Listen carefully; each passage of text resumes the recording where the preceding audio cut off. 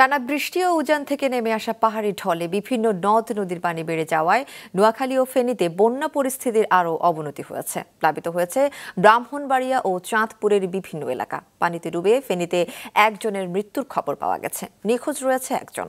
Desk report. Muhuri, Kahua ও সিলোনিয়া নদীর ফেনীর পরশুরাম ও ফুলগাজী এলাকায় বাঁধের ভাঙা অংশ দিয়ে অনবরত ঢুকছে পানি। প্লাবিত হয়ে পড়ছে গ্রামের পর গ্রাম। এরই মধ্যে পানিবন্দী হয়ে পড়েছেন দুই উপজেলার লক্ষাধিক মানুষ। রাস্তাঘাট ডুবে যাওয়ায় ভেঙে পড়েছে সড়ক যোগাযোগ ব্যবস্থা। অনেকদিন ধরে অনাগত বৃষ্টির কারণে আমাদের প্রায় বাড়ি 10-12 গিরি সবার ঘর ডুবে গেছে। ভাত রান্না করতে অসুবিধা হয়েছে, তারা অনেকেই ঘরে রান্না করছে, কেউ গ্যাসে টাকা তাদের টাকা আছে, তারা টাকা এনে দেয়। অনেক গরিব ছেলে, তারা দিন মজুর করে, তারা দিন মজুর জন্য করতে পারতেছে না। থেমে থেমে মাঝারি থেকে ভারী বৃষ্টি হচ্ছে নোয়াখালীতে, সেই সাথে অব্যাহত রয়েছে পাহাড়ি ঢল। নতুন করে পানিবন্দী হয়ে পড়েছেন শহরের বিভিন্ন এলাকা সহ 9 উপজেলার কয়েকশো মানুষ।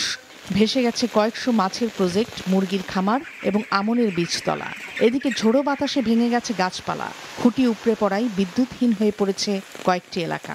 বিপদে আছে, রান্নাঘরে পানি ঢুকে গেছে, এখন বড় ঘরে ভাত খেতেছি টিন দিয়া, তারপরেও বড় ঘরে পানি ঢুকে গেছে, ঘর পড়ে যাইতেছে। বিদ্যুৎ নাই, আমাদের বিদ্যুতের অভাবে অনেক কষ্ট করতেছি। আমাদের ঘরের ভিতরে পানি ঢুকে গেছে, খাটের উপরে বসে যাচ্ছে, বাচ্চা কাচ্চা বিভিন্ন টেনশন আছে, বুঝছেন নি। এমনকি বিভিন্ন রোগ দেখা দিচ্ছে, জ্বর টর, সর্দি কাশি, বিভিন্ন সমস্যায় ভুগতেছি আমরা। এদিকে পাহাড়ি ঢলে প্লাবিত হয়েছে ব্রাহ্মণবাড়িয়ার আখাউড়া স্থলবন্দর সহ আশেপাশের 10 গ্রাম। পানির তোরে একটি অস্থায়ী সেতু ভেঙে আখাউড়া আগরতলা সড়কে যান চলাচল বন্ধ হয়ে গেছে। প্লাবিত হয়েছে চাঁদপুর সেচ প্রকল্পের ফরিদগঞ্জ উপজেলার বিভিন্ন এলাকা। ডুবে গেছে অনেক দোকানপাট, সড়ক, বসতবাড়ি, ফসলি জমি, পোল্ট্রি খামার ও ব্যবসা প্রতিষ্ঠান।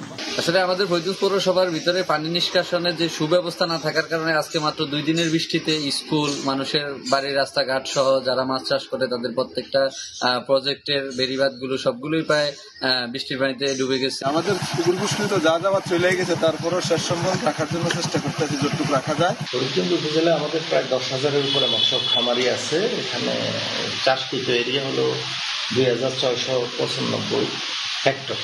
ওনাদের এই খামারগুলার পানি, বন্যায় অতিরিক্ত পানি ওভারফ্লো করতেছে। এই মুহূর্তে আমরা তাদেরকে নেট দেওয়ার জন্য চারিপাশে নেট দিয়ে যাতে মাছ বেরিয়ে না যায়, এই জন্য প্রয়োজনীয় ব্যবস্থা গ্রহণ করার জন্য পরামর্শ দিচ্ছি। আবহাওয়া অফিসের তথ্য মতে পটুয়াখালী সহ 11 জেলায় সর্বোচ্চ 60 কিলোমিটার বেগে ঝড় ও বজ্র সহ বৃষ্টি হতে পারে।